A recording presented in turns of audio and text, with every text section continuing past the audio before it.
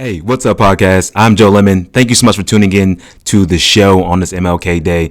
So I'm going to share one of my favorite all-time speeches, man, from Martin Luther King about where do we go from here. And it's something that's not played a lot. Everybody hears the "I Have a Dream" speech, but this was a really impactful one. He talks about economics. He also dives into the real problems with power and how it's misunderstood. Right. So let's get right into it. That's power.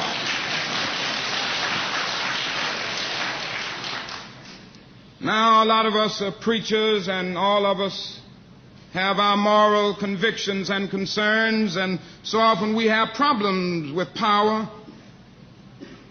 There is nothing wrong with power if power is used correctly. You see, what happened is that some of our philosophers got off base. And one of the great problems of history is that the concepts of love and power have usually been contrasted as opposites, polar opposites. So that love is identified with a resignation of power and power with a denial of love. It was this misinterpretation that caused the philosopher Nietzsche, who was the philosopher of the will to power, to reject the Christian concept of love. It was the same misinterpretation which induced Christian theologians to reject Nietzsche's philosophy of the will to power in the name of the Christian idea of love. Now, we got to get this thing right. What is needed is a realization that power without love is reckless and abusive, and that love without power is sentimental and anemic. Power at its best.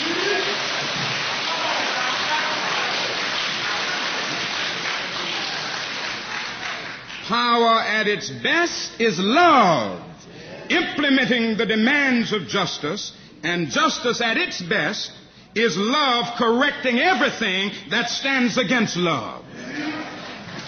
And this is what we must see as we move on.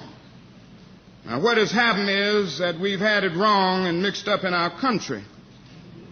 And this has led Negro Americans in the past.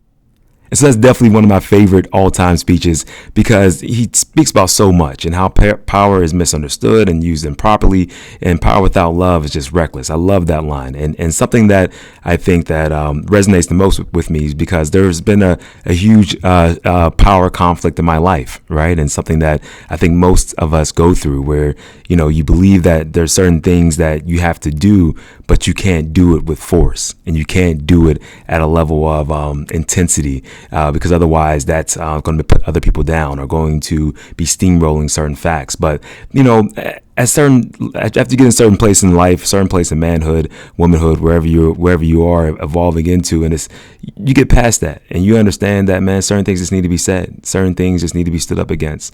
And there's certain ways that we should be going about it because our time is limited and there's only but so much you can do here while you're here. Nobody knows how long they're going to be here. So what are you doing with your power? What are you doing with your abilities? What are you doing with the things that you've been gifted?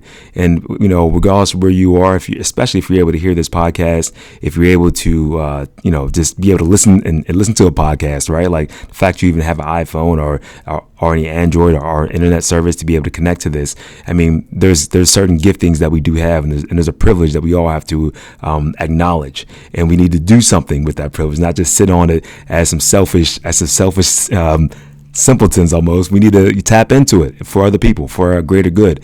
So I was thinking about what I do, right?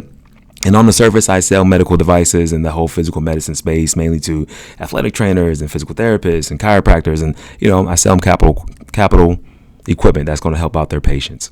And that's cool. And on top of that, in one of my side hustles that I also do marketing consulting, I'm really getting big into doing more of this branding and content creation for med tech companies as well as private practices. And that's been a fun side hustle, something I'm really passionate about.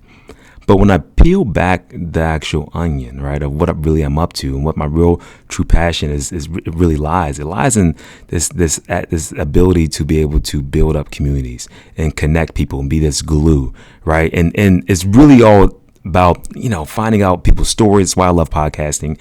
I get a lot of people to come on to the show and just open up about whatever is important to them, they get to share their story.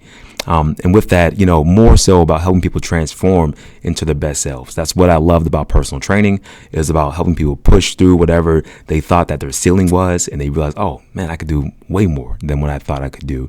And that same spirit still lives within me in business. It's helping people understand that, man, I thought that we could reach certain sales revenues, but man, we can really exceed those. Or if it comes to marketing, I thought that, this was the message, but the deeper message is going to help you really not only drive business, but also transform people's lives in the real way. That's why I love healthcare, because it's essential, right? Literally, without your health, where do you have? You can't do anything without your health, obviously. And I don't mean perfect health, but with whatever health you've been gifted. And so, my question to the audience is, on this MLK Day, how are you harnessing your power to achieve good for the greater good, I should say? And, just tapping in, maybe more simply said, is, what's your why? What is your why really taking not only you, but others? And I think that what I'll spend more time doing, not tonight, but I'll press more into content, because you guys don't want to hear me babble for the next 6 hours on this. So I'll break it up to make it more manageable and digestible for everyone. Literally, helping people understand that, man, the power of really discovering and building up and fostering long-term relationships, man, it will take you so much further than being transactional. I know a lot about being transactional. When I first got into sales, I was highly transactional. I mean, when my relationships, I've seen the actual trials of being transactional. 100% pot committed on building lifelong relationships. You don't have to be everyone's best friend forever, but really doing what's best for them as long as you possibly can, I think is the best way. I'm out of here. I want to wish you guys happy MLK Day. With that being said, man, please go tell a friend about the podcast. And if you like it, leave me 5 stars. If you don't like it, you can still leave me 5 stars. All right, guys. I'll see you guys on the next show.